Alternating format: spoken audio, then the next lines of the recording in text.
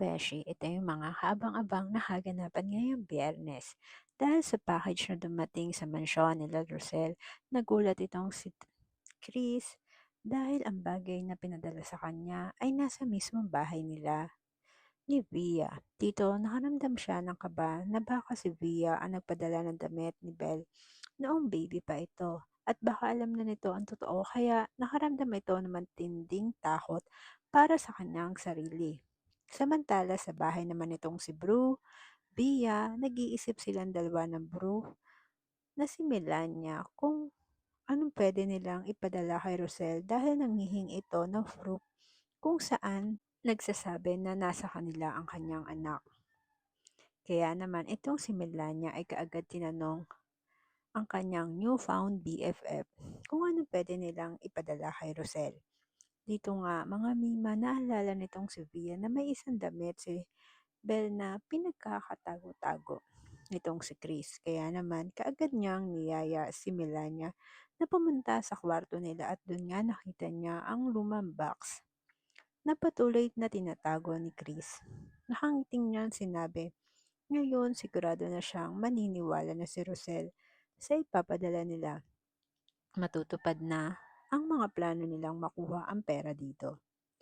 Kaya naman excited itong si Melania at sinabi kay Via kailangan na nilang ipadala ito kaagad para mataranta si Rosel at sumunod sa lahat ng mga sasabihin nila. Habang itong si Melania ay pangiti-ngiti lamang, si Via naman ay ubod ang sayang nararamdaman. Habang itong si Belle kasama sila Wesley dito, sinabi niya ang lagayan niya ngayon at lahat ng ginawa sa kanya ni Via. Lalo niyang pinagtataka kung bakit hindi ito nagtapat sa kanya kung sino ang tunay niyang magulang. Gayong kilala naman niya.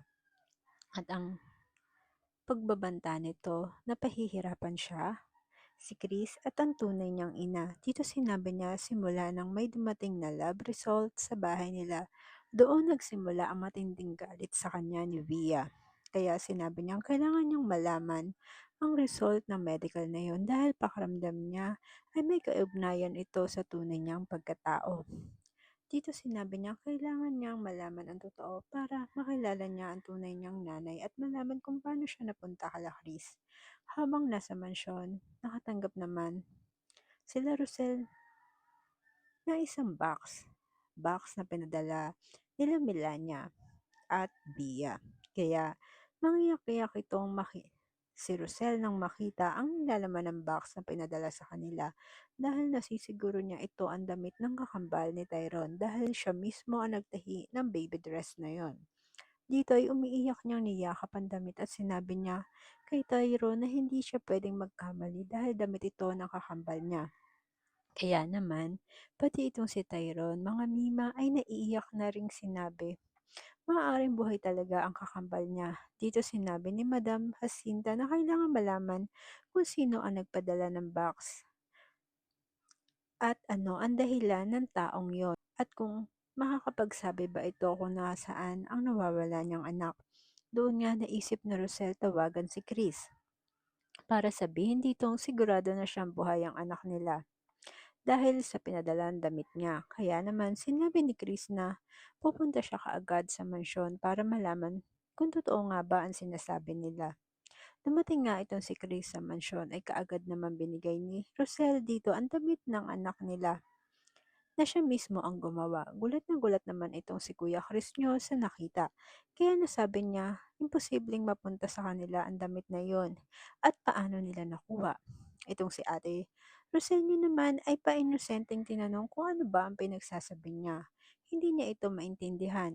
Dahil pakaramdam niya alam nito ang tungkol sa damit. Bakit sinasabi nitong imposibleng makuha ang damit?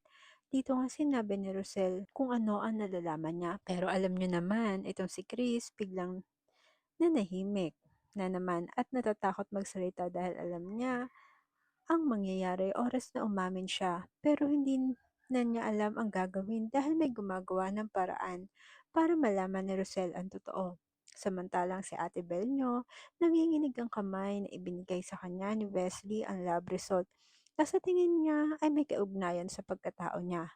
Pero mga besh, sa tingin nyo ba, aamin na itong si Kuya Chris nyo kay Rosel na anak niya tungkol sa anak niya na hinahanap ay si Belle? Dahil hawak na nito ang damit na pinakatatago-tago niya. Dahil pakiramdam niya si Via ang may kagagawan kung bakit napunta ito sa kamay ni Rosel.